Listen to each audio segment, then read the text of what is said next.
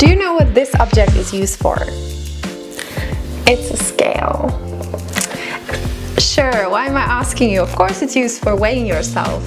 Well, I used to think like that as well, but then I learned and realized a couple of things which made me reconsider this, and I would like to share them with you. But first, let me ask you, when you step on it, what are you expecting to see? Or what do you dream about seeing?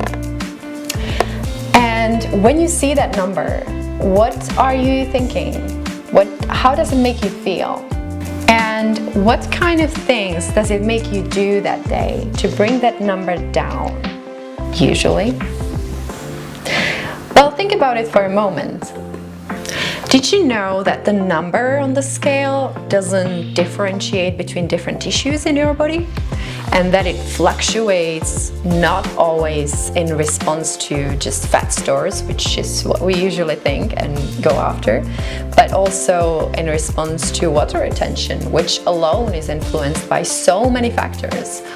And also just such a basic thing as the food that you are currently digesting, all that goes into that number.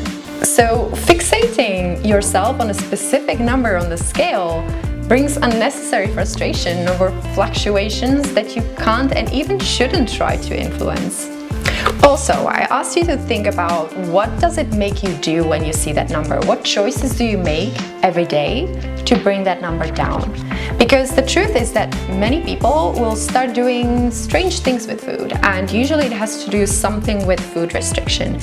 Either they're restricting food in general, calories, or specific foods, or food groups, which usually backfires when you go too far.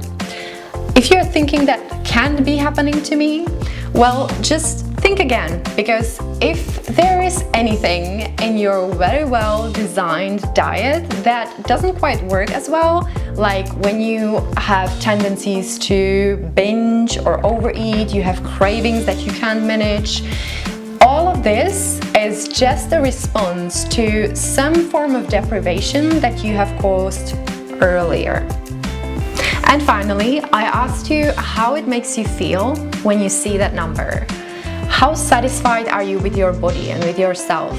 And how are you designing your day, your diet, your lifestyle in order to bring that number down?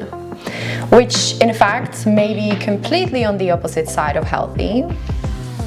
What works much better than focusing on any number, no matter what that number is for you, is focusing on healthy habits.